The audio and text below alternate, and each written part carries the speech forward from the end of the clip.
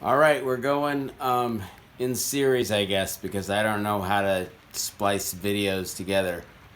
But this is Colonel Loose Nut checking in, coming down off a zoo bomb, and I'm working here on George. George is I don't know, a 60s or 70s Schwinn 5-speed, I'm guessing. Anyway, I've got a 3-speed coaster brake on here, and I'm having a problem with it skipping in third gear. So this is the driver for a normal 3-speed here,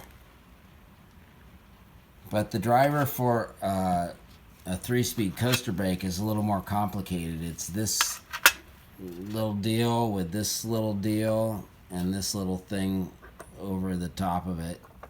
You know, but basically I suspect that the edges in my hub, that driver edge right there, that is mauled. And so I'm going to install this new driver into this hub, and hopefully I'm going to stop the skipping in third gear. So that's phase one of this video. We'll be checking in again in just a few. And this goes out to the Zoo Bomb Rockstar and Aunt Jazzy and a whole bunch of others.